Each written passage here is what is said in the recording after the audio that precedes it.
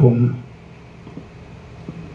ओम परम चिदाकाश, परम ज्योति, अखंड ज्योति, महाचिदाकाश, स्वयं प्रकाश, संपूर्ण प्रकाश, पूर्ण ब्रह्म, अनंत तेजगण, अनंत चितगण, परमाकाश, केवल अनंत शुद्ध तेजगण, परमाकाश, अखिल आत्मा, पूर्ण ब्रह्म, परमात्मा, परम चिदाकाश, परम ज्योति, अखंड ज्योति, अनंत पूर्ण, परम चिदाकाश, परम शांति, स्वयं सिद्ध, स्वयं प्रकाश, स्वयं पूर्ण, स्वस्वरूप, यही सब कुछ है, इसके सिवा कुछ नहीं है। शून्यभास, अनंत कोटि, महाकल्पो है ही नहीं। महाचिदाकाश, स्वयं प्रकाश, संपूर्ण प्रकाश, महाचिदाकाश ज्योति, अनंत, अखंड, अभेद, महाचिदाकाश ज्योति, महातत्व, महासामान्य, महाचिदाकाश, स्वसंवेद्य, सहज निर्विकल्प, महाचिदाकाश, परम कैवल्य, परम शांति, परम चिदाकाश, अनंत पूर्ण, निरपेक्ष सत, अनंत संपूर्ण, अपरिगी, निर्भ्रांत, निरपेक्ष। वशिष्ठ राम निर्वाण उत्तरार्ध 43मो राउंड।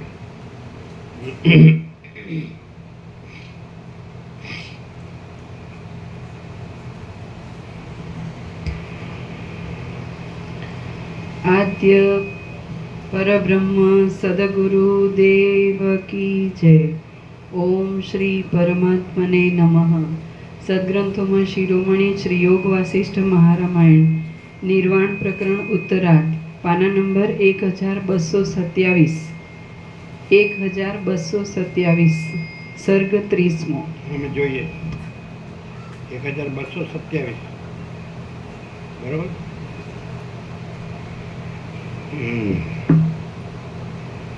જ્ઞાન દ્રષ્ટિની સાધના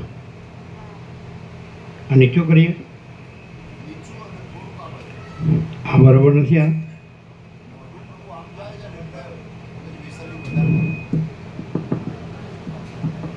એ વધારે જાય, આમ પછી વધારે થઈ જાય।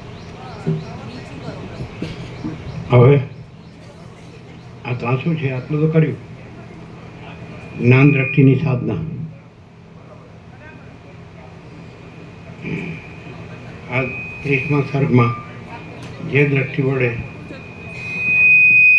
અહંકારાદી અવિદ્યાથી ઉત્પન્ન થયેલ નાના પ્રકારની ભ્રાંતિ શાંત થઈ જાય, ધીર પુરુષ બ્રહ્મની અંદર સ્થિર થઈ રહે, તે દ્રષ્ટિ સાધવાની યુક્તિ બતાવવામાં આવશે। સર્ગ 30મો। આ 30મા સર્ગમાં જે દ્રષ્ટિ વડે અહંકારાદી અવિદ્યાથી ઉત્પન્ન થયેલ નાના પ્રકારની ભ્રાંતિ શાંત થઈ જાય, ધીર પુરુષ બ્રહ્મની અંદર સ્થિર થઈ રહે, તે દ્રષ્ટિ સાધવાની યુક્તિ બતાવવામાં આવશે। તો બહુ ઉપર થઈ ગયું।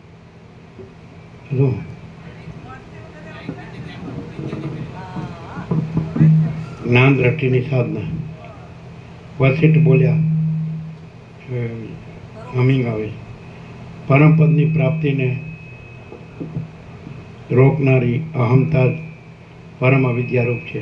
પરમપદની પ્રાપ્તિને રોકનારી અહમતા જ પરમ અવિદ્યારૂપ છે। એ અહમતાને કાયમ રાખી મૂળ પુરુષો તે વડે જ પરમપદને શોધે છે। એ વાત ઉન્મત્ત ચેષ્ટાના જેવી છે। એ અહમતાને કાયમ રાખી મૂળ પુરુષો તે વડે જ પરમપદને શોધે છે। એ વાત ઉન્મત્ત ચેષ્ટાના જેવી છે, નિષ્ફળ છે। અજ્ઞાનથી ઉત્પન્ન થયેલ અહંકાર જ અજ્ઞાનનું એક ચિહ્ન છે। વિવેકી અને જ્ઞાનવાન શાંત પુરુષને અમુક તું અને અમુક મારું એવો ભાવ, તુંની જગ્યાએ હું આવું છે, અમુક હું અને અમુક મારું એવો ભાવ જ રહેતો નથી. શું આવે?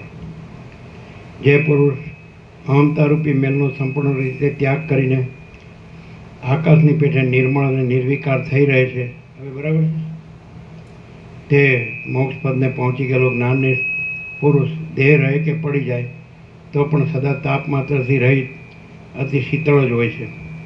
અહમતાનો નાશ થઈ જવાને લીધે વિવેકી પુરુષ જે નિર્મળતા, ગંભીરતા, સ્થિરતા, પૂર્ણતા અને શીતળતાથી જેવો શોભે છે, તે નિર્મળતા, ગંભીરતા, સ્થિરતા, પૂર્ણતા અને શીતળતા શરદ ઋતુના આકાશમાં, અચળ સમુદ્રમાં કે પૂર્ણચંદ્રના મધ્યમાં પણ હોતી નથી.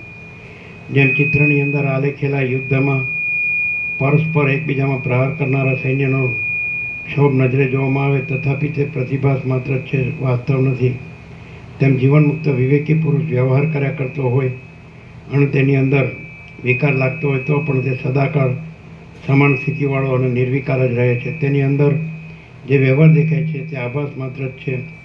જેમ બળી ગયેલ કપડાના તંતુઓની રેખાઓનો સમૂહ કેવળ દેખાવ માત્ર જ છે, તેમ વિવેકી જીવનમુક્ત પુરુષની વાસના પણ તે પોતે પરબ્રહ્મ સાથે એકરસ રૂપ થઈ જવાથી દેખાવ માત્ર જ છે. તેની વાસના વાસનારૂપ જ નથી. જેમ સમુદ્રના તરંગ આદિ વિભાગ જો કે જળથી જુદા જેવા લાગે છે છતાં તે જુદા નથી પણ જળરૂપ જ છે, તેમ જીવનમુક્ત પુરુષમાં વાસના આભાસ માત્ર જુદે રૂપે દેખાતા છતાં પણ તેના આત્મ સ્વરૂપથી જુદી નથી. જેમ સમુદ્ર ભલે ચપળ તરંગોવાળો હોય તો પણ તે આખો જળરૂપ જ છે, તેમ બ્રહ્મ ભલે દ્રશ્ય પ્રપંચવાળો હોય તો પણ તે બ્રહ્મ જ છે, બીજું કાંઈ નથી. જે પુરુષ સુખ દુઃખ રૂપી તરંગો વડે અંદર કશો ક્ષોભ નહીં પામતા બહાર ઉદાસીન, નિસ્પૃહ અને શાંત થઈ રહે છે તથા સદાકાળ પ્રસન્ન રહ્યા કરે છે તે મુક્ત કહેવાય છે. જેમ જળ પોતાની અંદર તરંગ આદિ વિવર્ત ભાવને પ્રાપ્ત થઈ જાય છે તેમ ચિદાત્મા પોતાના શુદ્ધ ચૈતન્ય સ્વરૂપમાં અહમભાવની સૃષ્ટિ રૂપે વિવર્ત ભાવને પ્રાપ્ત થઈ જાય છે. તો તેમાં વળી ભિન્ન ભિન્ન ભાવોની કલ્પના કેવી હોય? જેમ આકાશની અંદર ધુમાડાના ગોટાઓ બાજી જઈ વાદળા રૂપે થઈ જતા તેમાં હાથી, ઘોડા આદિ અનેક આકારો જેવી રચના દેખવામાં આવે છે પરંતુ તે ધુમાડાથી જુદી નથી, તેમ પરમાત્માની અંદર અનેક સૃષ્ટિઓ જોવામાં આવે છે પણ તે પરમાત્માથી જુદી નથી. હે શ્રવણને માટે આવેલા વિવેકી શ્રોતાઓ, તમે કશો ખેદ કરશો નહીં, પણ એ ઉપદેશ પ્રમાણે આ સર્વ દ્રશ્ય પ્રપંચ ચૈતન્ય તત્વના વિવર્ત રૂપ છે એમ વિચાર દ્વારા દ્રઢ સમજી લઈ તમે એ દ્રશ્ય પ્રપંચનું કશું સ્વરૂપ જ નહીં દેખાવાથી વિલાસવાળા બની જઈ સર્વથી ઉત્કૃષ્ટ આનંદમય સ્થિતિ ભોગવો, કેમ કે મારા ઉપદેશ વડે તમે તત્વજ્ઞ થયેલા છો. અંકુર પોતાની અંદર વૃક્ષ, પત્ર, ફળ આદિ ભાવના અનુભવે છે તે જ પ્રમાણે અજ્ઞાન વડે વીંટાયેલો અવિવેકી પુરુષનો આત્મા તો આકાશને જેવો અસંગ નિર્વિકાર છે તો પણ પોતાની અંદર જ અજ્ઞાનને લીધે જગતને અને અહંકારને અનુભવે છે. જેમ ફરતા ઉંબાડિયાની જ્વાળામાં દંડ, ચક્ર આદિ આકાર ભ્રાંતિ વડે દેખાય છે છતાં વાસ્તવિક રીતે તે નથી, અને જેમ વિધુર પુરુષના ચિત્ત વડે કલ્પાયેલી મનોમય સ્ત્રીઓ મન વડે અનુભવમાં આવતા છતાં પણ વસ્તુતઃ ખરી નથી, તેમ બહાર રૂપ આદિ વિષયની સત્તા અને અંદર મનની સત્તા અધિષ્ઠાનને લીધે સત્ય દેખાય છે. આમ અધિષ્ઠાનની સત્તાને લીધે દેખાતા છતાંય તે ભ્રાંતિરૂપ હોવાને લીધે સત્ય નથી. હે દેવતુલ્ય શ્રોતાઓ, આ જગત જે રીતે ઉત્પન્ન થાય છે, જે રીતે સ્થિતિને પ્રાપ્ત થાય છે, જે રીતે પોતાના કાર્યો કરે છે, જે રીતે સુખ દુઃખનો અનુભવ કરાવે છે, જે રીતે તે નાશ પામી જાય છે અને જે રીતે તે દેશકાળ સાથે સંબંધ રાખે છે, એ સર્વ મેં તમને ઉત્પત્તિ, સ્થિતિ, ઉપશમ આદિ પ્રકરણમાં યુક્તિપૂર્વક બતાવ્યું છે. તો તે પ્રમાણે વિચારી લઈ. હવે સંભળાય બરાબર સંભળાય? તો તે પ્રમાણે વિચારી લઈએ સર્વ મિથ્યા છે એમ નિશ્ચય રાખી તમે સુખથી શાંત થઈ રહો.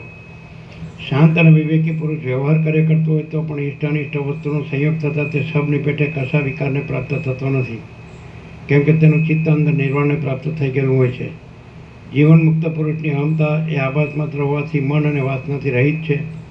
તે પુરુષ જીવે ત્યાં સુધી આ જગતને અવલંબી રહે છે અને જગત તથા તેનો ભોગતા જીવે બંને જ્યાં સુધી કાયમ રહે ત્યાં સુધી ચૈતન્ય રૂપ જ છે, કેમ કે તેને પોતાને સર્વ ચૈતન્યના વિવર્ત રૂપ સમજાયાથી જરા પણ જડ અંશ દેખાતો નથી. આમ એ પરમપદ રૂપ જ છે. જેમ અનેક વેચવાની વસ્તુઓને દેશાંતરમાં લઈ જઈ આવવાનો બોજો ઉપાડવા માટે જ વાહનને સમુદ્રની અંદર દોરડાથી વીંટવામાં આવે છે, તેમ જળ જગતમાં દેહ આદિ ભાવને આત્મીય બુદ્ધિ વડે ગ્રહણ કરી લેવાથી કેવળ દુઃખનો બોજો ઉપાડવા માટે જ મનુષ્યને મમતારૂપી પાસમાં બંધાવવું પડે છે.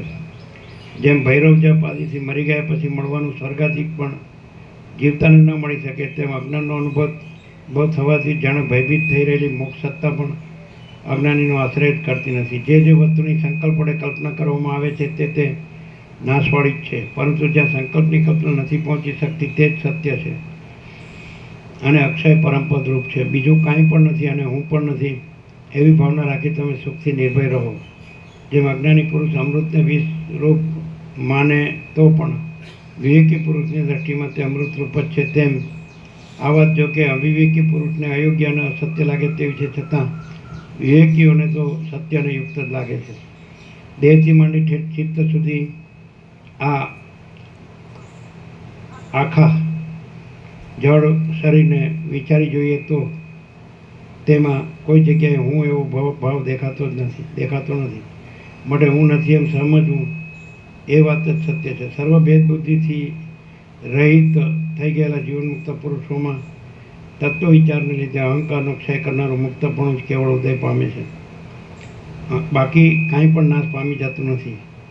એ મુમુક્ષુઓ છતાં અજ્ઞાની શ્રોતાઓ મુક્તિ મેળવવામાં ભોગોનો ત્યાગ, આત્મવિચાર અને મન ઇન્દ્રિય વગેરેનો નિગ્રહ કરવાનો પોતાનો પુરુષાર્થ એ ત્રણ સિવાય બીજા કશાનો ખપ પડતો નથી એમ નિશ્ચય કરી તમે સર્વ અનાત્મ વર્ગને છોડી દો અને કેવળ પોતાના આત્માનું જ તમે તત્વજ્ઞાન દ્વારા શરણ લો. ઉપર પ્રમાણે અહંકાર સુધી બળદ્વૈત ભ્રાંતિને સમાવી દઈને મનને સર્વ વાસના માત્રથી રહિત કરીને બ્રહ્મ ભાવરૂપે રહેવું, તેને જ શ્રુતિઓ અને વિદ્વાનો મોક્ષ કહે છે.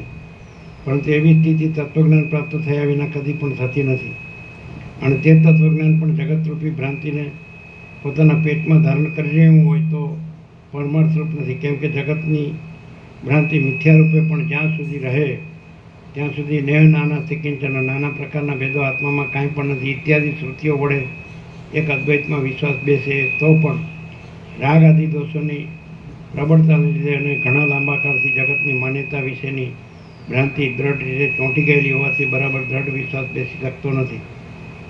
આથી જીવને અનાદિકાળથી સંસારના બંધનમાં ફસાવવું પડે છે. શાસ્ત્રાદિકમાં દ્રઢ વિશ્વાસ રાખવો તેમજ જગત અને હું એ બંને મિથ્યા છે અને સૌ છે જ નહીં એમ સારી રીતે દ્રઢ નિશ્ચય રાખવો. જ્યારે બંધુ વર્ગ, ધન અને શરીર વગેરેમાં નિષ્ફળ રહીને પરમાર્થરૂપ પરમ તત્વને ઓળખી લેવામાં આવે છે ત્યારે જ દેહ આદિ ઉપાધિ વિશિષ્ટ તથા ચિદાકાશરૂપ વિવેકી જીવ અને તેની દ્રષ્ટિમાં આવાસ રૂપે દેખાતા જગત એ બંને શુદ્ધ ચૈતન્ય થઈને રહે છે. વાસ્તવિક રીતે એ જ મુક્તિનો ઉપાય છે, બીજો નથી. શ્રી યોગાસિત મહારામાયણમાં નિર્વાણ પ્રકરણના ઉત્તરાર્ધનો પરમાર્થોપન્યાસ યોગ નામનો 37મો સમાપ્ત. સર્ગ 31મો સર્ગમાં જળ જગત આદિ પદાર્થ સત્ય હો કે અસત્ય હો, પરંતુ ચેતનમાં જ તેનો સમાવેશ થઈ જવાથી તે ચેતનરૂપ છે, જેથી કશાનો નાશ થતો નથી. માત્ર જ્ઞાન થતાં વસ્તુરૂપ સમજાયાથી પોતાનું સ્વરૂપ કે જે પરમપદરૂપ છે તેમાં સ્થિતિ થાય છે. આ વાત કહેવામાં આવશે. મોક્ષ સાધનના ઉપાય. વસીલ બોલ્યા, ચિદાભાસ આ સર્વ દ્રશ્યને આકારિત થઈ રહેલ છે અને તેની અંદર જે વસ્તુ જેવી રીતે સંકલ્પ દ્વારા સ્ફુરી આવે છે તે અસત્ય હો કે અસત્ય હો, પરંતુ તેવી રીતે સ્ફૂર્તિ અનુસાર અનુભવમાં આવે છે. પોતાના સ્વપ્નની અંદર જેમ ચિદાત્મા બહાર અનેક આકારે થઈ રહેલા અનુભવમાં આવે છે, તેમ ચૈતન્ય તત્વ જે પ્રથમ અભ્યાસને લીધે બહારના આકારે અનુભવમાં આવે છે, તેમજ કેમ જાણે પોતે બહાર પદાર્થોના રૂપે થઈ રહેલ હોય તેમ ભાસે છે. આથી સર્વ ચૈતન્ય તત્વનો વિવર્ત હોવાથી ચૈતન્ય છે અને એ ચૈતન્ય તત્વ આકાશથી પણ સ્વચ્છ છે. ચિદાત્મા જ આ સર્વ જગતને વિશે પ્રસરેલા છે. તેથી કોઈ પણ જગ્યાએ ચૈતન્યની સત્તાથી બીજું કાંઈ પણ જુદું નથી. કોઈનો નાશ પણ નથી, અનંત પણ નથી, જન્મ મરણ પણ નથી, આકાશ પણ નથી, શૂન્ય પણ નથી અને નાના પ્રકારની રચના પણ નથી.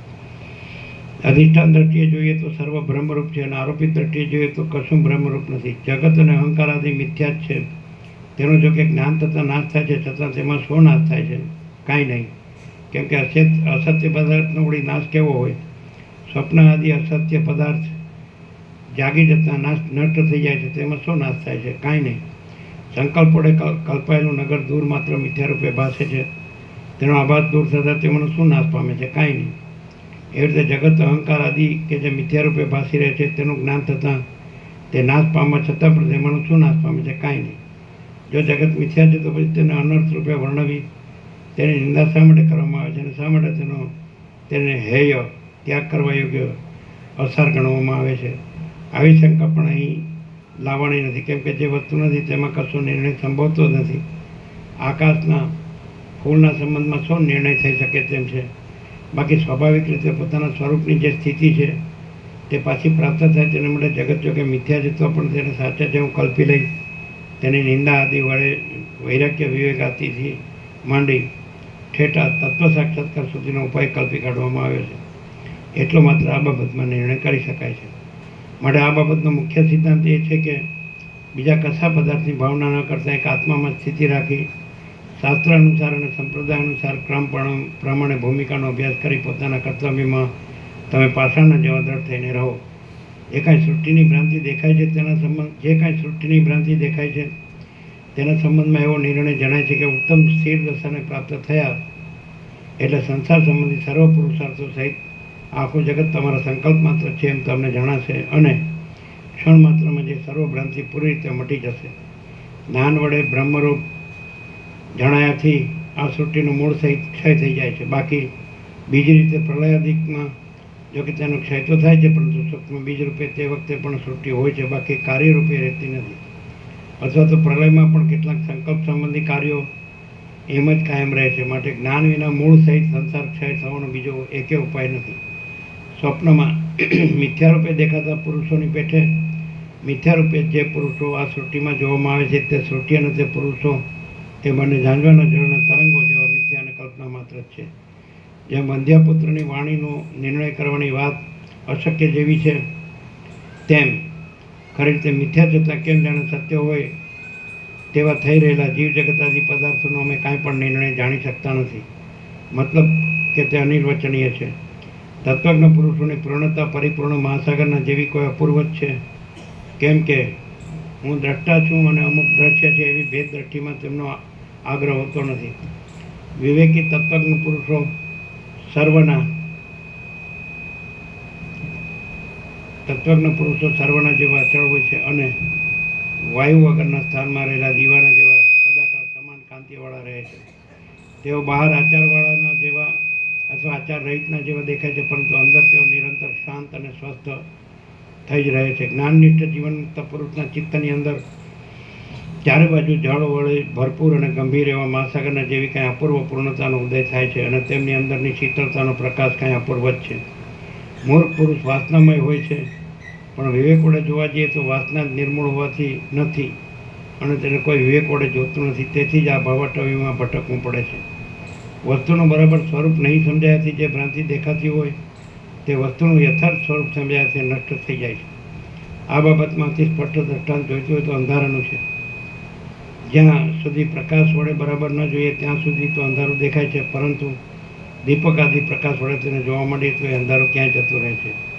એવી રીતે જ્યાં સુધી આત્મજ્ઞાનનો પ્રકાશ ન થાય અને ખરું વસ્તુ સ્વરૂપ ન ઓળખાય ત્યાં સુધી તો અવિદ્યા રહે છે. પણ આત્મજ્ઞાનનો પ્રકાશ પડતા વસ્તુ સ્વરૂપ યથાર્થ સમજાઈ જાય છે અને એ અવિદ્યા ક્યાંય ભાગી જાય છે. સ્થૂળ દેહ અને તેમાં મહાસાદી ભાગોથી જે એ દેહ બંધાય છે તે સર્વ પંચીકૃત પંચમહાભૂતના વિકારરૂપ છે તથા જડ અસત્ય અને ભ્રાંતિ માત્ર છે.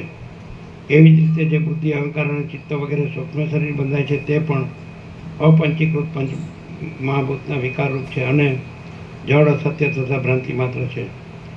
લિંગ શરીર સ્થૂળ દેહના બુદ્ધિ અહંકાર અને ચિત્ત આદિ ઇત્યાદિ વડે રચાયેલું છે. તેમાં અહંભાવ વડે પ્રવેશેલો ચિદાત્મા અવિદ્યા વડે સ્થૂળ દેહને પણ પોતારૂપ માની લે છે. પણ જ્યારે વિવેક વડે બુદ્ધિ અહંકાર ચિત્ત આદિના ભૌતિક ભાવને વાચારંભણમ વિકારો નામ ધ્યેયમ મૃત્યકેત્યેવ સત્યમ ઇત્યાદિ શ્રુતિ પ્રમાણે વિકારપણાથી વાચારંભણમ માત્ર સમજી લઈ તેનો અવસ્તુપણાથી ત્યાગ કર્યો અત્યંત પ્રકાશરૂપ ચૈતન્ય સ્વરૂપમાં જ પોતાની સ્થિતિ રાખવા માંડે તો પછી મુક્તપણાનો ઉદય થાય છે. તદાકારના અભ્યાસને લીધે લિંગ શરીરરૂપી ઉપાધિની અંદર જ્યારે આત્મચૈતન્ય મળેલ હોય ત્યારે તે દ્રશ્ય પદાર્થ તરફ વળે છે. તેને લીધે તેની સાથે સંબંધ રાખનારી વાસના પણ તેવી જ લિંગ શરીરરૂપ ઉપાધિની અંદર આત્મચૈત્રના તદ્દાકારના અધ્યાત્મને લીધે થયેલી છે. તો પછી જ્ઞાન વડે આત્માથી જુદું સર્વ વાણીના વ્યવહાર પૂરતો જ જણાતો લિંગ દેહ આદિ કશું નહીં રહેવાથી વાસના વળી કેવી હોય, શા માટે તે ઉત્પન્ન થાય, કઈ જગ્યાએ તે રહે અને તેનું કેવું સ્વરૂપ હોય, કાંઈ જ નહીં. જેના જગત સંબંધી ભ્રાંતિ પેદા થાય છે તે જીવ જ ઝાંઝવાના જળની પેઠે મિથ્યા છે અને તત્વદ્રષ્ટિથી જોવા જતાં ઝાંઝવાના જળની પેઠેથી જોવામાં આવતી નથી. તો પછી જન્મ મરણ આદિ સંસાર કોને હોય, ક્યાંથી હોય ને કેવો હોય, કાંઈ હોય નહીં. આત્મજ્ઞાન મેળવવા તૈયાર થયેલા પુરુષને જો વૈરાગીની દ્રઢતા ન હોય તો તેને વિષયોનું સ્મરણ થાય છે. આમ પાછો ચિત્તનો જ ઉદય થાય તો તેને ફરીવાર પછી આ સંસાર સંબંધી ભ્રાંતિ ખડી થઈ જાય છે. માટે કશા દ્રશ્ય પદાર્થનો આશ્રય નહીં કરતા આકાશની પેઠે અસંગ નિર્વિકાર અને સ્વચ્છ થઈ જઈ આત્મનિષ્ઠ થઈ રહેવું અને ભૂમિકાના અભ્યાસ વડે પાછું કોઈ વખત આ સંસારરૂપી ભ્રાંતિનું આ નીચે ટાંચ છે, આગળના ઉપર અર્થાત ઘડો, કળશ, ચંબુ વગેરે નામ અને રૂપના વિકારો. આ પેલું સંસ્કૃત હતું એનું. ઘડો, કળશ, ચંબુ વગેરે નામ અને રૂપના વિકારો કહેવા પૂરતા છે. બાકી સાચી તો માટી જ છે, જે બધામાં એક સરખી છે. તે રીતે જે અનેક પ્રકારના ભેદો દેખાય છે તે વ્યવહાર માટે જ છે. તેમાં રહેલું એક જ એકરૂપ બ્રહ્મ જ સત્ય છે.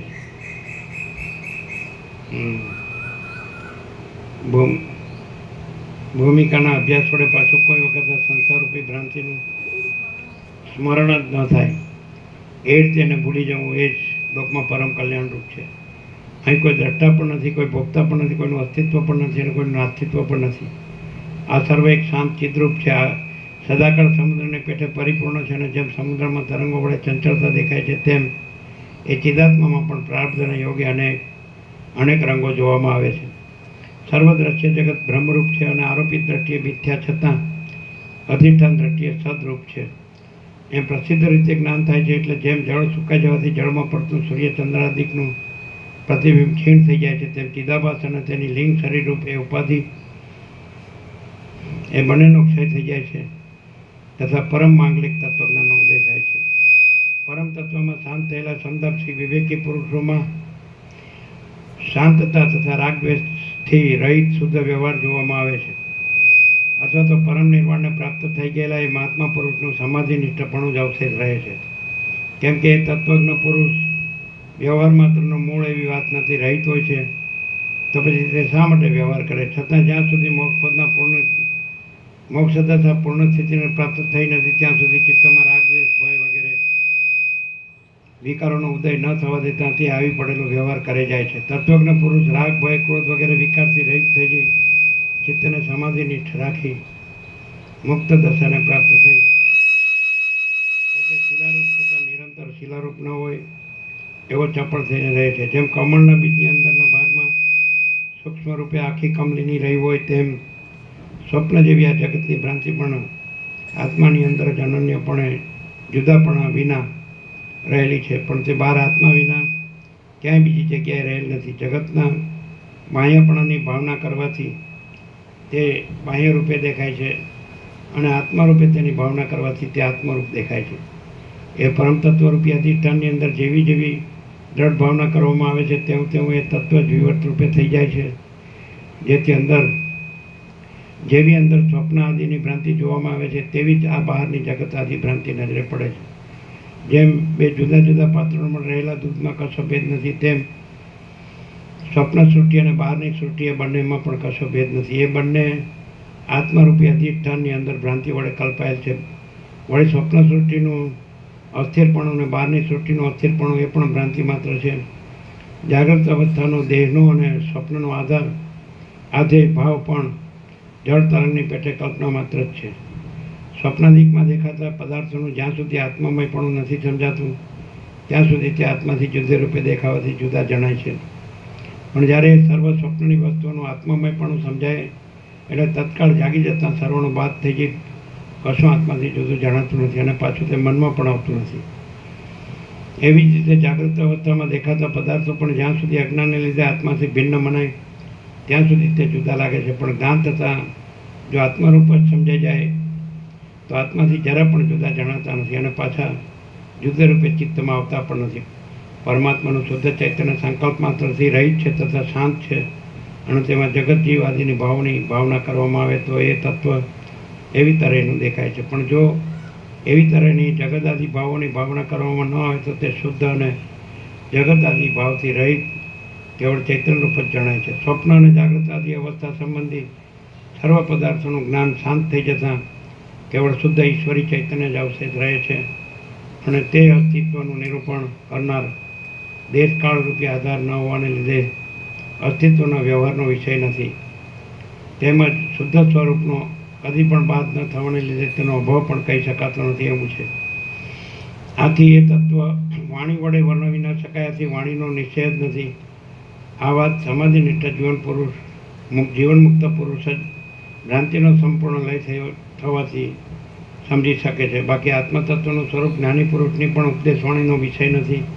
એ તો માત્ર પોતાના અનુભવ વડે જાણવામાં આવે એવું છે. માટે હે રામચંદ્રજી, તમે અહંકાર છોડી દઈ ભય, અભિમાન, શોક, લોભ, મોહ, મન, દેહ, મનન, વિચાર, ઇન્દ્રિયો, ચિત્ત અને અજ્ઞાન એ સર્વનો ત્યાગ કરી શાંત, અજન્મ, અક્ષય, સર્વભેદ માત્રથી રહિત એક બ્રહ્મરૂપ થઈ નિરંતર સમાધિ નિષ્ઠ થઈ રહો એ વાત વધારે યોગ્ય છે. શ્રી યોગાસિદ્ધ મહારામાયણમાં નિર્વાણ પ્રકરણના ઉત્તરાર્ધનો મોક્ષ સાધન ઉપાય નામનો સર્ગ 31મો સમાપ્ત. સર્ગ 32મો. આ 32મા સર્ગમાં સત્સંગતિ અને સત્શાસ્ત્રનો વિચાર એ બંનેનો નિરંતર અભ્યાસ રાખનાર મુમુક્ષુ પુરુષનો મોક્ષ અવશ્ય ભાવી હોવાથી તેની સ્વાધીનતા વિશેનું પ્રતિપાદન કરવામાં આવશે. સત્ય વસ્તુ જ્ઞાનોપદેશ. વશિષ્ઠ બોલ્યા, જેમ ગતિથી પવન પોતાનું સ્વરૂપ ફેલાવે છે તેમ ચિદાત્મા જ્યારે બહિર્મુખ થઈ પોતાના સ્વરૂપને પસારે છે ત્યારે અહંતા અને જગતની ભ્રાંતિ મિથ્યા છતાં કેમ જાણે ખડી થઈ ગઈ હોય એમ ભાસે છે. અહંતાનો અને જગતરૂપી ભ્રાંતિનો ઉદય થયેલો હોય તો પણ બ્રહ્મરૂપ જણાયાથી તે ખેદકારક થતો નથી. પણ જગતના નામરૂપ વડે જો તેની ભાવના કરવામાં આવે તો તે અનર્થકારક થાય છે. જેમ આંખ જોવાના પદાર્થ પર જે રૂપનો અનુભવ કરે છે તેમ ચૈતન્ય તત્વ પણ બહિર્મુખ થઈ જઈ પોતાના રૂપને પ્રસારી દઈ જગતની ભ્રાંતિને અનુભવે છે. કુટસ્થ ચૈતન્ય બહિર્મુખ થઈ જઈ પોતાના રૂપને જે બહાર ફોગટ પ્રસારી દે છે તેનું પ્રસરેલું રૂપ જ પ્રસારવાનો કશો વિષય ન હોવાથી મિથ્યા છે અને જે પોતે જ મિથ્યા હોય તે સી રીતે પ્રસરે? વાંજનો પુત્ર ક્યાં નાચે છે? ક્યાંય નહીં. આ ચિદાત્માનું બહિર્મુખપણે ફેલાવું બાહ્ય વસ્તુઓના અનુભવ વડે સિદ્ધ થાય છે. અનુભવ થવાને લીધે તે બાહ્ય પદાર્થના અનુભવ કરનાર તરીકે દેખાય છે. એ અનુભવ વિદ્યા વડે નાશ પામે છે. બાહ્ય વસ્તુઓ ભ્રાંતિ કલ્પિત હોવાથી મિથ્યા છે અને ચિદાત્મા તેનો પોતે અનુભવ કરતો નથી. છતાં બાળકે પોતાના મનથી કલ્પી લીધેલા યક્ષની પેટે તે મિથ્યા રૂપે તેનો અનુભવ કરે છે. અહંકાર પણ કેવળ દુઃખકારક છે અને તે હું અમુક રૂપ છું એમ કલ્પી લેવાથી ખડો થઈ જાય છે. પરંતુ હું એવું કાંઈ પણ નથી એમ સંકલ્પ રહિત સ્થિતિ ગ્રહણ કરવામાં આવે તો અહંકારનો ઉદય થતો નથી. માટે વિચાર કરતાં જણે છે કે બંધ અને મોક્ષ એ બંને પોતાને સ્વાધીન છે. વિદ્યા વડે મૂળ અજ્ઞાનનો નાશ થઈ જાય ચિદાત્મા સાથે એકરૂપ થઈ જવું, ચૈતન્ય રૂપે જણાતી મન બુદ્ધિ આદિ સર્વ જળ વસ્તુઓને જરા પણ જુદી ન જાણવી, દ્રષ્ટાદર્શી આદિ દ્વૈત ભાવને પણ છોડી દેવો, કેવળ ચિદાકાર વૃત્તિ વડે ચિત્તમાં બીજું કશું ન સ્ફુરવા દેવું, કશું સ્ફુરવા દેવું નહીં અને જળ પાષાણ અધિકની પેટે અચળપણે સમાન ભાવથી નિર્વિકાર તથા શાંત થઈ રહેવું એ જ ધ્યાન કેવા સમાધિ છે. તેમજ મોક્ષનો આધાર પણ એવી સ્થિતિ ઉપર રહેલો છે. હે પાંડિત્યનું અભિમાન ધરાવનારા વાદીઓ, તમે દ્વૈત અને અદ્વૈતનો વાદ વિવાદ કરી મૂર્ખાઓની જેમ ઝઘડામાં પડી વાણીનો વિલાસ કરી નકામું ઘણું દુઃખો છો નહીં. ઘાટી વાસનાવાળો મૂળ પુરુષ બહિર્મુખપણાને લીધે સંકલ્પ વડે રચાયેલા રૂપ આદિ બાહ્ય વિષયો અને મન બુદ્ધિ આદિ આંતર વિષયો મિથ્યા હોવા છતાં પણ તેમને સ્વપ્નની પેટે જુએ છે અને તેનાથી થતું દુઃખ પણ દ્રઢ રીતે સ્વપ્નની પેટે ભોગવે છે. હવે થોડી દેખાવ માત્ર વાસનાવાળો વિવેકી પુરુષ અંતર્મુખ હોય છે તેથી તેને જ્ઞાનને લીધે બહારના રૂપાધિક વિષયો તેમજ અંદરના ચિત્ત બુદ્ધિ આદિ આંતર વિષયો સુતેલા પુરુષની પેટે નહીં જેવા જ લાગે છે. વળી પ્રારબ્ધ ભોગ વડે પ્રાપ્ત થયેલું દુઃખ પણ તેવા પુરુષને ઉપરથી ભોગવ્યા જેવું જણાતું હોય તથાપિ નિજાનંદમાં ઢંકાઈ જવાને લીધે તે નહીં ભોગવ્યા જેવું જ છે. જેમ સંસારના બીજા પદાર્થો સંબંધી વાસનાઓનો વધારો થવાથી સંસારનો અનુભવ થાય છે તેમ દેશ, કાળ અને ક્રિયાના યોગથી વાસનાઓ જો સમૂળગી નાશ પામે તો મુક્તપણાનો પણ અનુભવ થાય છે. જેમ આકાશમાં રહેલા વાદળા, ઝાકળ, ધુમાડાના ગોટાઓ વગેરે ક્રમે કરી ધીરે ધીરે ક્ષીણ થઈ જાય, આકાશ ભાવને પ્રાપ્ત થઈ જાય છે, તેમ વાસના પણ ધીરે ધીરે ઓછી થઈ જઈ મોક્ષનો અનુભવ કરાવે છે. જેમ વિદ્વાનોના સમાગમથી વિદ્યાભ્યાસની વૃદ્ધિ થતાં મૂળપણું બહુ ઓછું થઈ જઈ પાંડિત્યને પ્રકટ કરે છે, તેમ બ્રહ્મની અંદર અહંકારની ક્રમે કરી વૃદ્ધિ થતાં પ્રતિદિન વાસના ક્ષીણ થઈ જઈ છેવટે મોક્ષ દશાને પ્રાપ્ત કરે છે. મેં બતાવેલી યુક્તિ વડે એક પરબ્રહ્મથી હું એવી જુદી કાંઈ વસ્તુ જ નથી, અને શરીર હોય અથવા પડી જાય ત્યારે પણ અહંકારવાળો જીવ બ્રહ્મથી જુદી સત્તાવાળો નથી, એમ જેને અંદર દ્રઢ નિશ્ચય થઈ જાય અને સમાધિપૂર્વક પૂર્ણ શાંતિ રહે તેને દ્રઢ બોધ થયો કહેવાય છે. આ પરમ ચૈતન્ય તત્વમાં વાયુની જેમ પ્રવાહ અને ગતિ કલ્પવામાં આવે છે, તેમ જગત જીવ આદિ સર્વભાવ કલ્પવામાં આવે છે, અને હું કોણ છું તથા આ જગત સી રીતે થયું છે વગેરે વિચાર કરવાથી એ તત્કાળ સમજાય છે.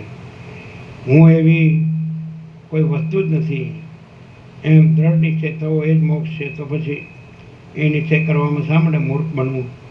તે અહંકારનો અભાવ, સત્સંગતિ અને વિચાર એ બંને વડે તત્કાળ અનુભવમાં આવે છે. જેમ પ્રકાશ વડે અંધકાર જતો રહે છે અને દિવસ વડે રાત્રિ જતી રહે છે, તેમ તત્વવેત્તા પુરુષના સમાગમથી અહંકારરૂપી બંધન ક્ષીણ થઈ જાય છે. હું કોણ છું? આ દ્રશ્ય જગત સી રીતે થયું? જીવ સી વસ્તુ છે અને જેના વડે પ્રાણ આદિનું ધારણ થાય છે તે જીવન શું છે? એ બધું તત્વવેત્તા મહાત્મા પુરુષોનું સમાગમ કરી જ્યાં સુધી જીવભાવ રહે ત્યાં સુધી વિચારવાનું છે. તત્વવેત્તા પુરુષ રૂપી સૂર્યનું સેવન કરવાથી જ્ઞાનનો ઉદય થતાં આ જગત ચૈતન્ય રૂપે જ ભાસે છે. અહંકાર પણ ચિદાત્માથી જુદો ભાસતો નથી. વસ્તુરૂપને ઢાંકી દેનારું અજ્ઞાન નાશ પામી જાય છે અને એક ક્ષણમાં વાસ્તવ તત્વનું જ્ઞાન થાય છે. માટે તત્વવેત્તા રૂપી સૂર્ય નિરંતર સેવવા યોગ્ય છે. હે રામચંદ્રજી, જે વાતમાં વેદાંતશાસ્ત્ર, ન્યાયશાસ્ત્ર વગેરેમાં જે પુરુષો વધારે બોધવાળા હોય તેવી તેને તમે જુદી જુદી સેવા કરતા રહો. કેમ કે તેમનો પરસ્પર સમાગમ થઈ જાય તો પ્રત્યેક મનુષ્યના વિચારો ભિન્ન ભિન્ન હોવાથી પરસ્પર વિરુદ્ધ યુક્તિ વડે પોતાની વાત સિદ્ધ કરવા જતાં વચમાં એક વાદરૂપી પિશાચણી ખડી થઈ જાય છે.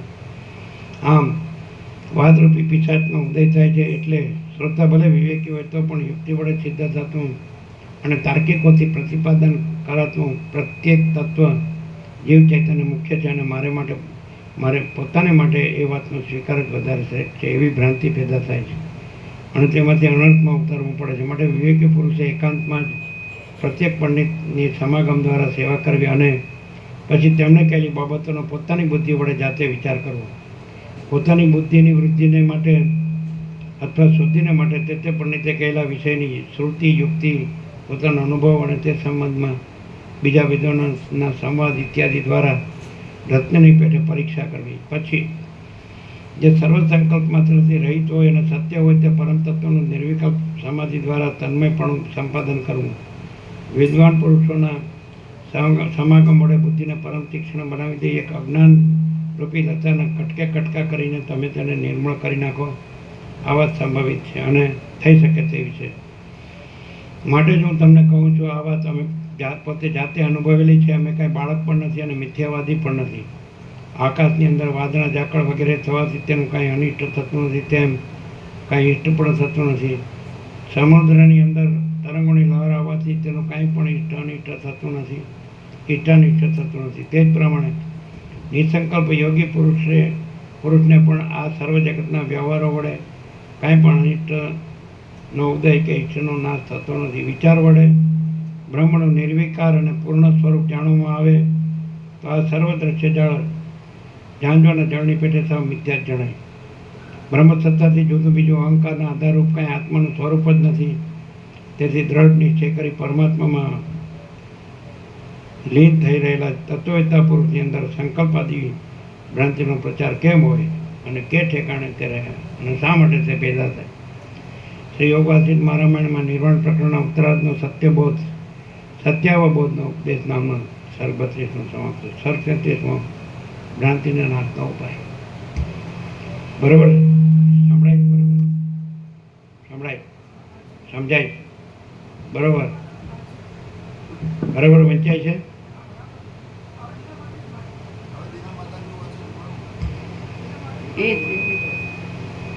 શું છે? અને આ બરોબર નહોતું, સ્પીડ વધારે પડી.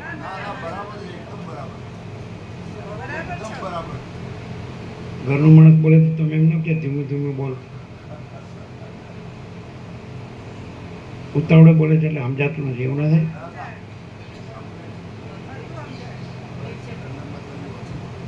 ક્લિયર છે?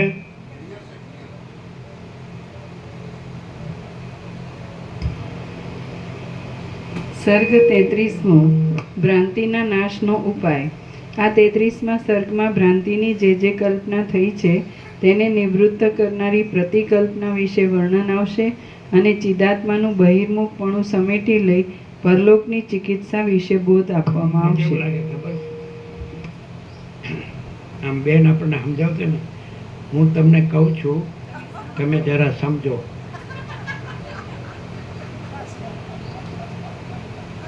અને આ સીધું અમોઘ રામબણ આરપાર. હું આટલું બધું સમજાવું છું તો પણ તમે કેમ સમજતા નથી? બેન, મારું મગજ ઓછું કામ કરે છે, પણ તમે સમજાવો એટલે પછી ધીમે ધીમે ગમે તે જન્મે સમજીશ.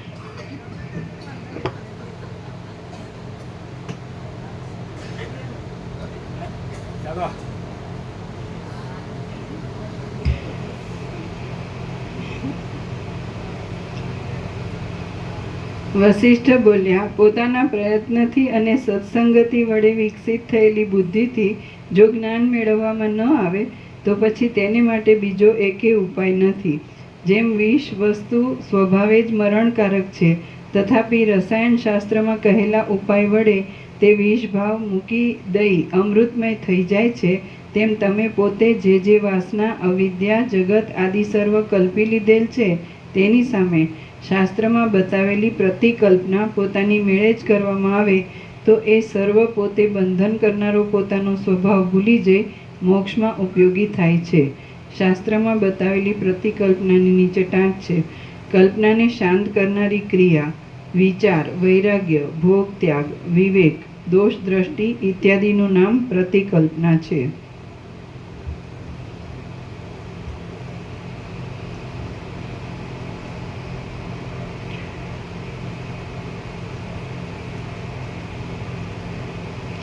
જ્યાં સુધી સર્વ કલ્પના માત્રની નિવૃત્તિ ન થઈ જાય ત્યાં સુધી જગત, અવિદ્યા, વાસના ઇત્યાદિના સંબંધમાં શાસ્ત્રમાં બતાવેલી પ્રતિકલ્પના કરીએ જવી.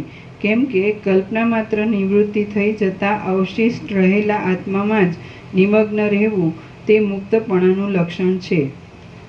એ કલ્પનાની સંપૂર્ણ નિવૃત્તિ વૈરાગ્યપૂર્વક ભોગોનો પ્રથમ ત્યાગ કરવાથી જ સિદ્ધ થાય છે.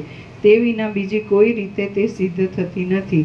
જે પુરુષ બહાર વાણી વડે અને અંદર મન વડે નામરૂપની ભાવના જ નહીં કરતા વાણીનો અને મનનો નિરોધ કરવામાં તૈયાર થઈ રહે, તેની અંદર ધીમે ધીમે કલ્પનાનો નાશ વધે જાય છે. અને એક અહંકારને છોડી દઈએ તો અવિદ્યાનું બીજું કશું રૂપ જોવામાં આવતું નથી. એ અહંકાર જો નાશ પામે તો પછી બીજી કશી ભાવના જ નહીં ઉઠતા આત્માથી બીજો મોક્ષ પણ કાંઈ જુદો રહેતો નથી.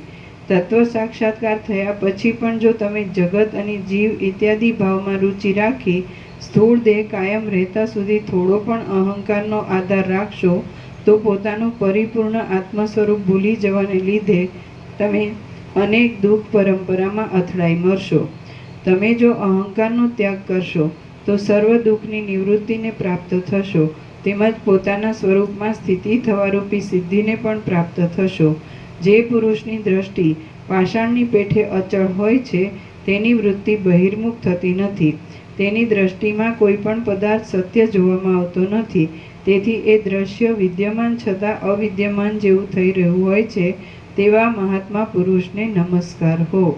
જેનું ચિત્ત પરબ્રહ્મની અંદર લયને પ્રાપ્ત થઈ ગયેલું હોય એવા મહાત્મા પુરુષની સ્થિતિ બહાર પાષાણ આદિની પેઠે અચળ હોય છે અને અંદર ચૈતન્ય રૂપની પરમ તત્વની ભાવના વડે આ સર્વ દ્રશ્ય જાળ શૂન્ય જણાયાથી શમી જાય છે.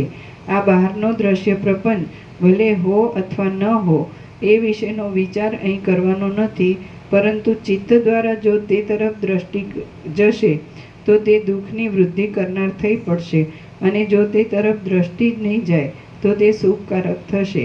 એ દ્રશ્ય સંકલ્પનો ક્ષય થતાં ન દેખાવાની વાતનો આધાર ચિત્તની ક્રિયાનો નિરોધ કરી તેને કેવળ બ્રહ્માકાર કરી દેવા ઉપર રહ્યો છે. પ્રત્યેક પ્રાણીને અંગે આ લોક સંબંધી અને પરલોક સંબંધી એવા બે મહાઘોર વ્યાધિ વળગેલા છે.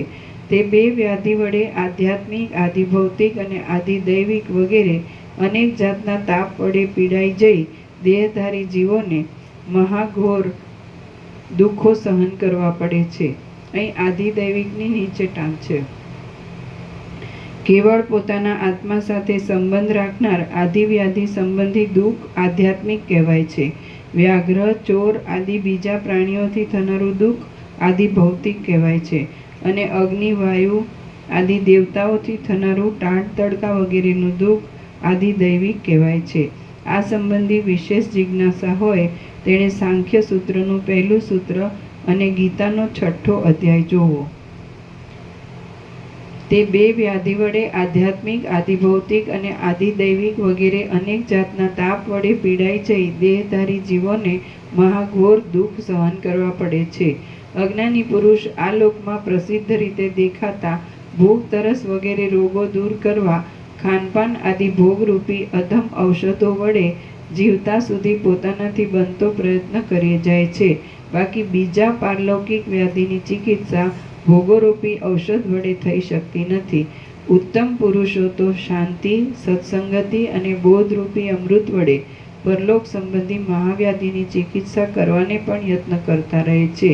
જે પુરુષો પરલોકની ચિકિત્સા કરવા માટે ભોગોરૂપી અપથ્યનો ત્યાગ કરે છે અને સત્સંગ આદિ ઔષધિઓનું કાળજીથી સેવન કરે છે, તેઓ શાંતિરૂપી ઔષધના પ્રબળ પ્રભાવથી પોતાની મોક્ષ માર્ગ સંબંધી મોટી ઈચ્છા પૂર્ણ કરવામાં વિજય નીવડે છે.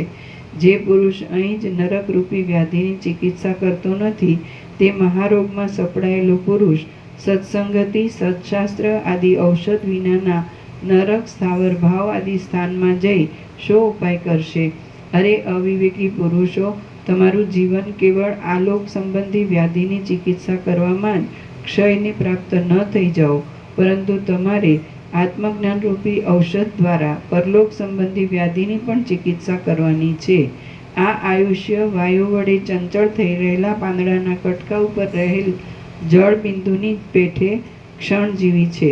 માટે જેમ બને તેમ અતિ ત્વરાથી યત્ન વડે પરલોક સંબંધી મહાવ્યાધિની ચિકિત્સા કરી લેવી. યત્ન વડે જલ્દી પરલોક સંબંધી મહાવ્યાધિની ચિકિત્સા કરતાં આલોક સંબંધી વ્યાધિ પોતાની મેળે તરત જ શમી જાય છે.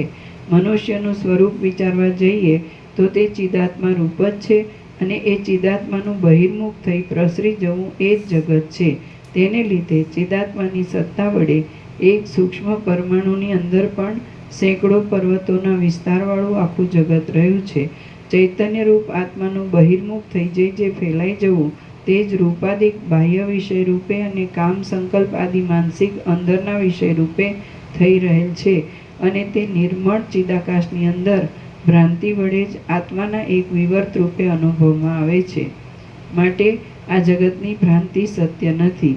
એવી રીતે જગત મિથ્યા હોવાથી તેના અનેક વાર પ્રલયો જોવામાં આવે છે તો પણ જગતરૂપી દ્રશ્યનો કશો પણ નાશ થતો નથી. તેની અનેક સૃષ્ટિઓ નજરે જોવામાં આવે છે તો પણ કશું ઉત્પન્ન થતું નથી, કેમ કે જગતનું મૂળ સ્વરૂપ વિચારવા જતાં તે કેવળ ભ્રાંતિરૂપ જણાય છે. ભોગરૂપી કાદવના સમુદ્રમાં ખૂંચી ગયેલા પોતાના આત્માને જો પોતાના પુરુષાર્થના ચમત્કાર વડે બહાર ખેંચી કાઢવામાં ન આવે તો તેને નીકળવાનો બીજો કોઈ પણ ઉપાય નથી. જે મનુષ્ય મન નહીં જીતાવાને લીધે મૂઢપણાથી કેવળ ભોગોરૂપી કાદવમાં ખૂંચેલો રહે છે તે પુરુષને જેમ સમુદ્રની નદી નાળાના પાણી જઈ મળે છે તેમ અનેક આપત્તિઓ આવી મળે છે. જેમ આયુષ્યના આરંભ કાળમાં જ પ્રથમ બાલ્યાવસ્થા જોવામાં આવે છે તેમ મોક્ષ દશાના આરંભ કાળમાં જ પ્રથમ રાગની શાંતિ કરનાર ભોગોનો ત્યાગ જોવામાં આવે છે. તત્વજ્ઞ જીવનમુક્ત પુરુષની જીવનરૂપી નદી જો કે સુખ દુઃખ રૂપી અનેક તરંગોવાળી હોય છે તો પણ કેમ જાણે ચિત્રમાં આલેખેલી હોય તેમ શાંત રૂપે એક સરખી રીતે કશા પણ ગરબડ વિના રહ્યા કરે છે અને તેમાં ક્ષોભ પેદા કરનારો વિષય રાગ હોતો નથી. અજ્ઞાની પુરુષના જીવનરૂપી નદીમાં તો અનેક રુદનના શબ્દો વડે અતિ ભયંકર એવા સુખ દુઃખ આદિરૂપી અનેક તરંગો અને કામ ક્રોધ વગેરે રૂપી અનેક ચકરીઓના કુંડાળાનો જબરો ખળભળાટ જોવામાં આવે છે. જેમ ભ્રાંતિ વડે બે ચંદ્રમાં જોવામાં આવે છે, જેમ ભ્રાંતિ વડે બાળકને વેતાળ જોવામાં આવે છે, જેમ ભ્રાંતિ વડે ઝાંઝવાના જળની પ્રતીતિ થાય છે, જેમ સ્વપ્નમાં અનેક પદાર્થો મિથ્યા છતાં દેખવામાં આવે છે અને બુદ્ધિ મોહ વડે છવાઈ જતા જેમ અનેક ભ્રાંતિ જ્ઞાન થાય છે, તેમ અજ્ઞાનને લીધે ભ્રાંતિ વડે ચિદાત્માના વિવર્તરૂપ અનેક સૃષ્ટિઓનો ભાસ થાય છે. ચિદાત્મારૂપી જળના અનેક તરંગો રૂપે આ હજારો સૃષ્ટિઓનું ભાન થાય છે. વિચાર કરતા તો એ સૃષ્ટિઓ મિથ્યા રૂપે જ માત્ર ભાસી રહી છે અને ભ્રાંત પુરુષને ભ્રાંતિ વડે તે અનુભવમાં આવવાથી સત્ય ભાસે છે.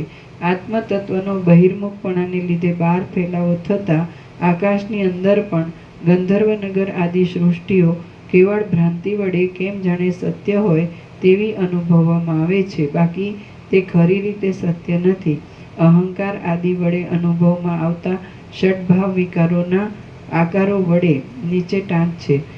હોવું ષડભાવ વિકાર એટલે હોવું, ઉત્પન્ન થવું, વધવું, પ્રકટ થવું, ઘસાવું અને નાશ પામવું એ 6 વિકારો છે, બાકી તે ખરી રીતે સત્ય નથી. અહંકાર આદિ વડે અનુભવમાં આવતા ષડભાવ વિકારોના આકારો વડે અનેક રૂપોને ધારણ કરી રહેલો આ સૃષ્ટિ સંબંધી ભ્રમ ચિદાત્માનું બહિર્મુખપણું થઈ જઈ ફેલાઈ જવા રૂપ જળના એક પરપોટા રૂપ છે. ચિદાત્મા બહિર્મુખ ન થાય અને અંતર્મુખપણે તેની સ્વરૂપમાં સ્થિતિ રહે તો જગતરૂપી ભ્રાંતિની નિવૃત્તિ થઈ જાય છે. પણ જો એ ચિદાત્મા બહિર્મુખ થઈ જાય અને પોતાના રૂપને પસારી દે તો આ જગત ખડું થઈ જાય છે. એ જગત બહાર પણ નથી, અંદર પણ નથી, પ્રતીતિમાં આવતું હોવાથી અસત્ય પણ નથી, તેમ મિથ્યા રૂપે ભ્રાંતિ માત્ર પ્રતીતિમાં હોવાથી સત્ય પણ નથી.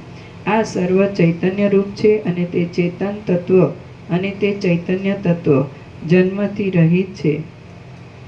અવ્યક્ત, જાણી ન શકાય તેવું અસ્ફુટ છે, એક છે, નાશ વિનાનો છે, ઈશ્વર રૂપ છે અને તેમાં પોતાપણું કે પારકાપણું એવો કશો ભેદ નથી. તે ભાવવિકારથી રહિત છે, બ્રહ્મરૂપ છે અને આકાશના કરતાં પણ અતિ સૂક્ષ્મ, નિર્વિકાર, અસંગ તથા શાંત છે. જેમ પવનની અંદર સ્વાભાવિક રીતે ચંચળતા જોવામાં આવે છે, તેમ સ્વભાવથી પણ રહિત એવા બ્રહ્મમાં પોતાની મેળે જ આ સૃષ્ટિનું સ્ફુરણ થવામાં કશું પણ કારણ ઘટતું નથી. સઘળી સૃષ્ટિ બ્રહ્મના વિવર્તરૂપ છે. સઘળી સૃષ્ટિ બ્રહ્મના વિવર્તરૂપ છે. સ્વપ્નમાં થતા અનુભવની પેઠે બ્રહ્મરૂપી મહાસાગરની અંદર બ્રહ્મના તરંગો રૂપે સૃષ્ટિઓ દેખાય છે. આ કેવળ ભ્રાંતિ માત્ર છે અને વિવેક દ્રષ્ટિથી જોવા જઈએ તો સ્વપ્ન કે સૃષ્ટિ એ કશુંય નિર્વિકાર અદ્વિતીય બ્રહ્મ તત્વમાં છે નહીં. આ સર્વ આભાસથી રહિત એક પરમ તત્વરૂપ છે. તે તત્વ ચૈતન્ય સ્વરૂપે છે.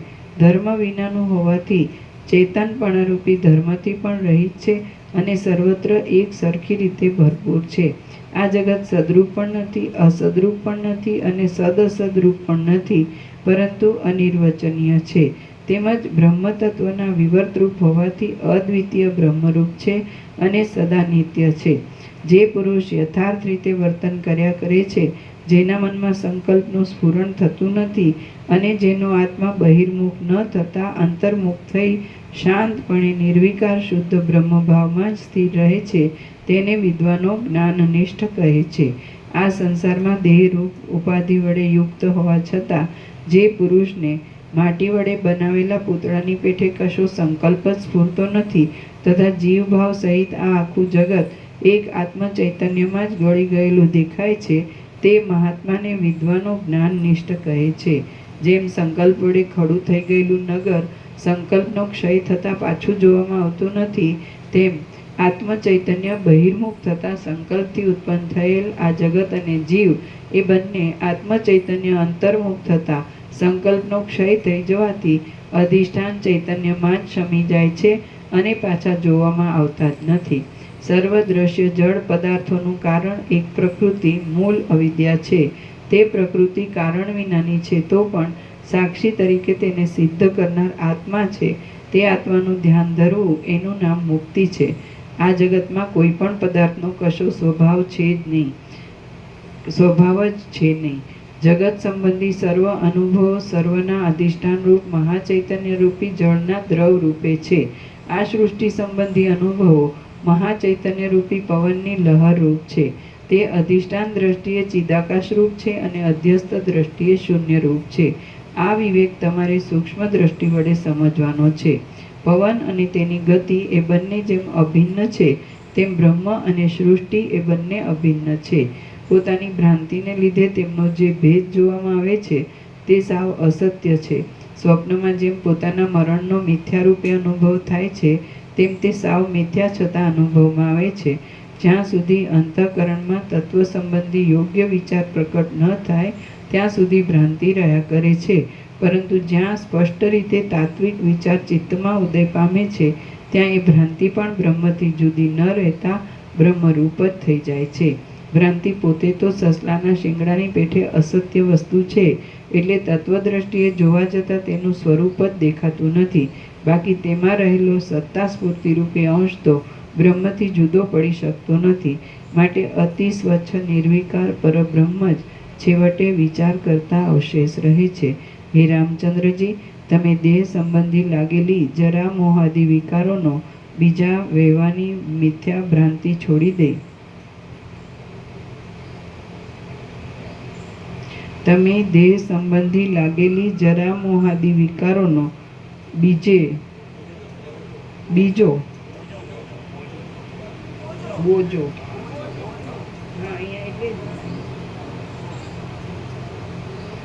તમે દેહ સંબંધી લાગેલી જરા મોહાદી વિકારોનો બોજો વહેવાની મિથ્યા ભ્રાંતિ છોડી દઈ ચિદાકાશપણાને પ્રાપ્ત થાઓ. તે ચિદાકાશ આદિ મધ્ય અને અંતથી રહિત છે, નિર્મળ છે, સર્વત્ર સમાન રૂપે રહેલ છે, નિત્ય છે, મંગળમય છે અને અદ્વિતીય છે. શ્રી યોગ વાસિષ્ઠ મહારામાયણમાં નિર્વાણ પ્રકરણના ઉત્તરાર્ધનો સત્યાર્થોપન્યાસ યોગ નામનો સર્ગ 33મો સમાપ્ત. સર્ગ 34મો દ્રષ્ટિ સૃષ્ટિ ટાળવાનો ઉપાય. આ 34મા સર્ગમાં ચિદાત્મા ઇન્દ્રિય દ્વારા બહિર્મુખ થઈ જતા આ સૃષ્ટિ જોવામાં આવ્યાથી જો એ આત્માને અંતર્મુખ કરી લઈ સૃષ્ટિ તરફ લક્ષ્ય ન આપવામાં આવે તો તે જોવામાં આવતી નથી. એ સંબંધી કેટલીક યુક્તિઓ કહી બતાવાશે. વસિષ્ઠ બોલ્યા, સુખ દુઃખ પ્રાપ્ત થતાં જે પુરુષનું મન અજ્ઞાનને લીધે તે વડે લેપાય છે, તે આ સંસાર સંબંધી જન્મ મરણાદિક અનર્થ પરંપરામાં ઘસડાયા કરે છે. પણ જે સુખ દુઃખના સમયમાં વિવેકને લીધે તે વડે લેપાતો નથી, તે જન્મ મરણ આદિ વિકારોથી રહિત અવિનાશી આત્મારૂપ જ છે. આ સંબંધમાં શાસ્ત્રોના વિશેષ ઉપદેશની કશી જરૂર નથી. જે પુરુષની અંદર ઈચ્છાનો ઉદય થાય છે તેને અવશ્ય સુખ દુઃખ આદિ થયા વિના રહેતા નથી. માટે જો સુખ દુઃખની બરાબર ચિકિત્સા કરવા ધારતા હો તો પ્રથમ ઈચ્છાનો જ ત્યાગ કરો. અવિનાશી પરમપદમાં અમુક હું છું અને અમુક જગત છે એવી ભ્રાંતિ નિર્મૂળ હોવાથી સાવ છે જ નહીં. આ સર્વ શાંત, અવિનાશી અને દ્રશ્યના અવલંબનથી રહિત એવું બ્રહ્મરૂપ છે. જો સર્વ શાંત ચિદાકાશરૂપ છે તો પછી તેની અંદર વળી હું અને જગત ઇત્યાદિ શબ્દની ભ્રાંતિનો વિલાસ કોણે કલ્પી કાઢેલો છે? અહીં હું પણ નથી, જગત પણ નથી અને બ્રહ્મ આદિ શબ્દો પણ નથી. શાંત એક પરમ તત્વ જ સર્વરૂપ છે. તો પછી કર્તા અને ભોગતા કોણ અને ક્યાંથી હોય? બ્રહ્મ પારમાર્થિક સત્ય અને આત્મરૂપ છે. તેથી નિષેધ કરવામાં આવતા સર્વ મિથ્યા પદાર્થોના કરતા તે વિલક્ષણ છે. આથી તેનો નિષેધ ન થઈ શકતા બાકી બીજા સર્વ પદાર્થોનો નિષેધ કરવામાં આવ્યો છે.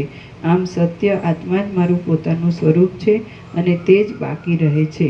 પોતાની પાસે રહ્યા છતાં અંતર્ધાન શક્તિ વડે અદ્રશ્ય રહેનારા સિદ્ધ પુરુષોનો અને પિશાચાદિકનો વ્યવહાર મહાભયંકર હોય તો પણ તે જેમ જાણવામાં આવતો નથી અને જેમ એક શૈયામાં પોતાની સાથે સૂતેલા બીજા કોઈ પુરુષને સ્વપ્નમાં મહાભયંકર મેઘગર્જના સાંભળવામાં આવે પણ તે બીજાના જાણવામાં આવતી નથી, તેમ આ દ્રશ્ય ઝાડ બીજાઓની નજરે આવ્યા કરતી હોય તો પણ જ્ઞાની પુરુષને જો નિસંકલ્પતાને લીધે ચિત્તમાં સ્ફુરણ ન ઉઠે તો તેની દ્રષ્ટિએ ઉપશમને જ પામી ગયેલ છે.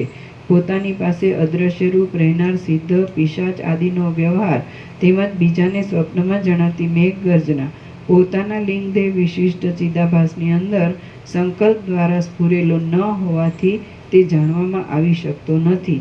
પણ ઈશ્વરી નિયમન સૃષ્ટિનો એવો જ સ્વભાવ છે કે ચિદાત્મા ચિદાભાસની અંદર સંકલ્પ દ્વારા જે સ્ફુરી આવે તે જ સર્વના અનુભવમાં આવે છે. આથી સિદ્ધ એ થાય છે કે સર્વ ચિદાભાસને વળગેલું છે અને એ ચિદાભાસ પણ ચેતન અંશથી આત્મારૂપ જ છે. બાકી આથી સિદ્ધ થાય છે કે સર્વ આત્મારૂપ છે અને આત્માના વિવર્ત રૂપે ભાસી રહ્યું છે. એટલે અહંકાર સહિત આ સર્વ જગત પરમાત્માથી જરા પણ જુદું નથી. જેમ સંકલ્પમાં અને સ્વપ્નમાં દ્રષ્ટા અનેક રૂપે ભાસે છે, તેમ જાગ્રતમાં પણ દ્રષ્ટા આત્મ ચૈતન્ય જગતને આકારે વિવર્ત રૂપે ભાસે છે. જળ જેમ એક રૂપ છતાં અનેક તરંગોરૂપ બની જાય છે, તેમ એ આત્મસત્તા અદ્વિતીય છતાં અવયવવાળા જગતને આકારે ભાસ્યા કરે છે. આત્મા પોતે એક જ છે અને તે બહિર્મુખ થતાં અજ્ઞાનને લીધે વિવર્ત રૂપે કેમ જાણે અનેક આકારે થઈ રહ્યો હોય એમ લાગે છે, પણ એ અનેકપણું મિથ્યા છે અને તત્વદ્રષ્ટિથી જોવા જતાં તે દેખાતું નથી. જેમ જીવ નિરવયવ છતાં સ્વપ્નાદિકમાં પોતાના હાથ પગ આદિ અવયવોને કલ્પી લઈ અવયવી બની જાય છે, તેમ નિત્ય નિરવયવ અને શાંત બ્રહ્મ પણ વિવર્ત રૂપે જગતને આકારે જોવામાં આવે છે. ચિદાત્મા રૂપી કુંભારણ પોતાની અંદર સૃષ્ટિઓ રૂપી લાખો માટીના વાસણોને કલ્પના રૂપે ધારણ કરી રહેલી છે. તેમાંથી જે જે બહિર્મુખ થઈ જેવી જેવી ભાવના કરે છે તે કેમ જાણે જગત આદિને આકારે થઈ રહેલ હોય તેમ અનુભવમાં આવે છે. હે નિર્મળ રામચંદ્રજી, જેમ સમુદ્ર દ્રવરૂપ હોવાથી તરંગ આદિ અનેક રૂપે થઈ જાય છે, તેમ બ્રહ્મ જ પોતાની સત્તા વડે કેમ જાણે જગતને આકારે થઈ રહ્યું હોય તેવું લાગે છે. આત્મા પોતે રૂપથી રહિત છે, છતાં પોતાના સ્વરૂપની અંદર તે જેવું પોતાનું રૂપ કલ્પી લે છે તેવું પોતાનું જગત આદિ રૂપ કેમ જાણે સત્ય હોય તેમ જોવામાં આવે છે. આથી જો પોતે સંકલ્પથી રહિત થાય તો કશું તેના જોવામાં આવતું નથી. બ્રહ્મ અને માયાનો સંબંધ થતાં સર્વશક્તિમાન ઈશ્વર રૂપ હોવાથી જળ ચેતનના વિભાગો પણ ઉપદેશને માટે તેના માયારૂપી દેહની અંદર કલ્પાયેલા કહેવાય છે. બાકી એક એવું પણ વસ્તુતઃ સત્ય નથી. જગત પણ સત્ય નથી અને અસત્ય પણ નથી. જગત સત્ય પણ નથી અને અસત્ય પણ નથી. આત્માની અંદર સંકલ્પરૂપી સ્ફુરણ ઉઠતા આ જગત ભાસે છે અને સંકલ્પનો ક્ષય થતાં તેનો આભાસ જતો રહે છે. આમાં આપણે શો આગ્રહ બાંધવાનો છે? અચળ સ્ફટિક મણીની અંદર હજારો પદાર્થોના પ્રતિબિંબો પડતા રહે છે અને પાછો સામો પદાર્થ ખસી જતા તે જતા રહે છે. એમાં કોઈ જાતની વિશેષ મહેનત કરવી પડતી નથી. એવી જ રીતે સંકલ્પનો ક્ષય કરી આત્મનિષ્ઠ થઈ રહેવું તે અને સંકલ્પને સ્ફુર્યા કરવા દેવો એ બંને વાત પોતાના સ્વાધીનની છે. તેમાં કોઈ જાતની વિશેષ મહેનત કરવી પડે એવું નથી. તત્વદ્રષ્ટિએ જોવા જતાં જેની સત્તા દેખાતી નથી, તેમ જેનો આધાર કે કારણ પણ જણાતા નથી, એવો અહંકાર રૂપી યક્ષ ક્યાંથી ખડો થઈ જાય છે તે હું જાણી શકતો નથી. અહો, જે અહંકાર રૂપી યક્ષની સત્તા જ અસ્તિત્વ જ નથી, એ અહંકાર રૂપી યક્ષે તમને સર્વને પરાધીન કરી મૂક્યા છે. એ વાત ખરેખર આશ્ચર્યકારક છે. જેમ તિમિર રોગવાળાને નેત્ર દોષને લીધે ભ્રાંતિથી આકાશની અંદર મોવાળા મચ્છર આદિના આકાર જેવું દેખાય છે, તેમ ભ્રાંતિને લીધે બ્રહ્મની અંદર પોતાનું સ્વરૂપ જ કાકતાલીયની પેઠે અહંકાર રૂપે ભાસે છે. તમે અને જગત એ બંને બ્રહ્મરૂપ જ છો, તો પછી નાશ અને ઉત્પત્તિ ક્યાંથી હોય? તેથી તેના હર્ષ શોક માટે કારણ કે સ્થાન ક્યાં છે? સાક્ષી ચૈતન્ય પોતે માયા સાથે જોડાય છે ત્યારે તેના સર્વેશ્વરપણાને લીધે આ જગત તેની અંદર સંકલ્પ દ્વારા સ્ફુરિત થઈ ખડું થઈ ગયેલું જોવામાં આવે છે.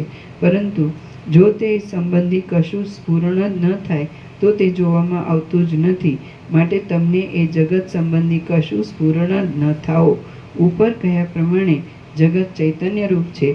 આથી ચિદાકાશ જ સ્વપ્નમાં સંકલ્પ વડે ખડા થઈ ગયેલા કોઈ નગર રૂપે કાગનું બેસવું ને તાળનું પડવું એ ન્યાયથી અકસ્માત જગત રૂપે ભાસે છે.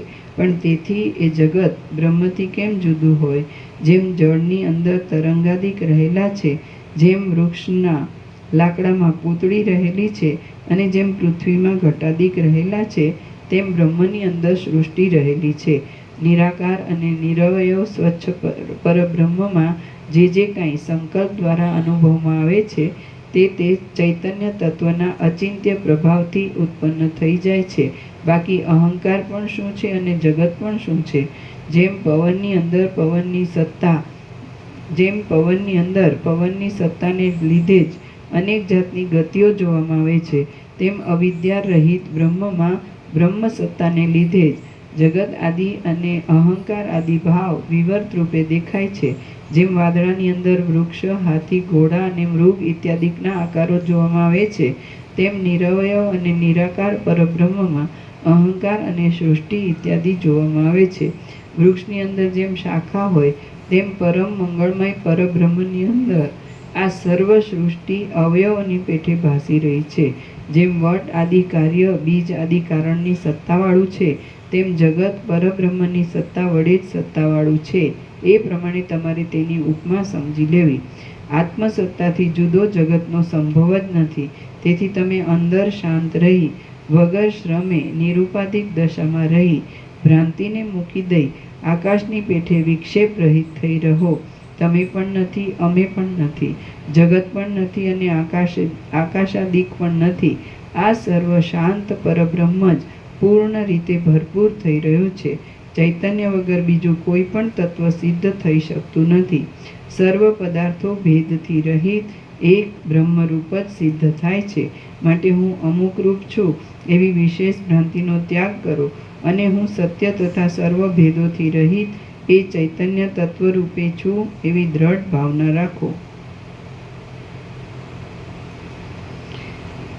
આથી તમને મોક્ષની પ્રાપ્તિ થશે. દ્રષ્ટાને દેહાદિક રૂપે જાણવો એ જ બંધનરૂપ છે એમ તમે સમજો અને આત્માને દેહાદિક રૂપે ન જાણતા શુદ્ધ ચૈતન્ય રૂપ જાણવો એ મોક્ષ રૂપ છે એમ સમજો. વળી તમે યોગ્ય સ્થિરતા ધારણ કરી શિષ્ટાચાર પ્રમાણે ભૂમિકાના અભ્યાસને નહીં ઓળંગતા શાંતપણાથી વિક્ષેપ રહિત થઈ જઈ આત્માને દેહાદિક રૂપ ન જાણતા શુદ્ધ ચૈતન્ય સ્વરૂપ જાણનારા થાઓ. દ્રષ્ટા કદી પણ દ્રશ્ય ભાવને પ્રાપ્ત થતો નથી અને ચૈતન્ય તત્વ કદી પણ પરપ્રેય જડ ભાવને પ્રાપ્ત થઈ શકતું નથી. પરપ્રેય એટલે બીજા વડે ચાલે તે જડ. એ પ્રમાણે જડ વસ્તુનો અભાવ સિદ્ધ થાય છે એટલે જગતનું અસ્તિત્વ જ નથી. કોણ કોને શી રીતે અને શા માટે ચેતાવે, ચેતનાવાળું કરે? દ્રષ્ટાની અને દ્રશ્યની દશાનો જ અભાવ છે. માટે તમે જાગ્રત અવસ્થામાં જ સુષુપ્તિ અવસ્થાની પેઠે શૂન્ય જેવા અને શરદ ઋતુના આકાશના જેવા નિર્મળ થઈ રહો. જેમ પવન અને તેની ગતિ જુદા ભાસે છે, તેમ ચૈતન્યરૂપ બ્રહ્મમાં અજ્ઞાનને લીધે જ જળ ચેતન આદિ ભેદ ભાસ્યા કરે છે. તેમાં જળ ચેતનનો ભેદ ભાસ્યા કરવો એ જ સૃષ્ટિરૂપ છે અને સર્વમાં જળ ચેતન એવા વિભાગને છોડી દઈ એકપણું જણાવવું તે મોક્ષરૂપ છે.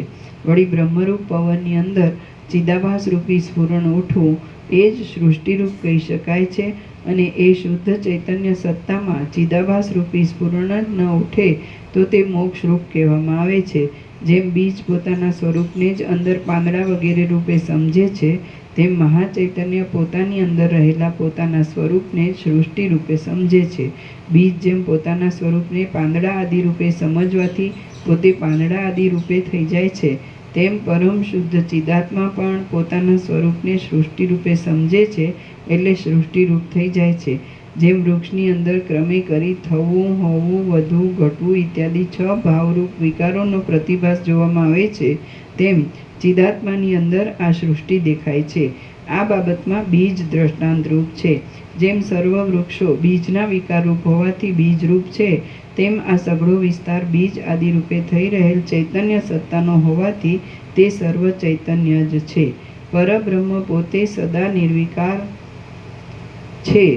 પરબ્રહ્મ પોતે સદા નિર્વિકાર છે અને આ સર્વ જગત પરબ્રહ્મ રૂપ જ છે. આથી એ જગત પણ નિર્વિકાર, અનાદિ અને અનંત છે એમ તમે નિશંક સમજો. અદ્વૈત અદ્વૈત સંબંધી સર્વ વિકાર સંકલ્પ વડે ખડા થઈ ગયેલા નગરની પેઠે પોતાના સંકલ્પ રૂપ જ છે અને સંકલ્પનો ક્ષય થતાં તેનો પણ ક્ષય થઈ જાય છે. જેવો શૂન્યપણાનો અને આકાશનો ભેદ કલ્પના માત્ર તમારા જાણવામાં આવતો હોય તેવો જ પાયા વગરનો સૃષ્ટિનો અને બ્રહ્મનો ભેદ તમારે સમજવો. પરબ્રહ્મની શાંત સત્તા મહાચૈતન્ય રૂપે પોતાની મેળે અનાદિકાળથી જ સિદ્ધ છે. માત્ર અજ્ઞાનને લીધે તે હું અમુક મનુષ્ય રૂપ છું એવા આકારે થઈ રહેલ છે અને જગતના આકારે પણ વિવર્ત રૂપે એ જ થઈ રહેલ છે. બ્રહ્મ જ જો આ જગત રૂપ છે તો પછી તેમાં મિથ્યા ભ્રાંતિ વડે ઝાંઝવાના જળની પેઠે કાંઈક ઉત્પન્ન થયેલ દેખાય તો એ ખરી રીતે તો તે કાંઈ ઉત્પન્ન થયેલ જ નથી. તેમાં કાંઈ નાશને પ્રાપ્ત થઈ ગયેલું જણાય તો પણ ઝાંઝવાના જળની પેઠે કાંઈ પણ નાશને પ્રાપ્ત થતું નથી.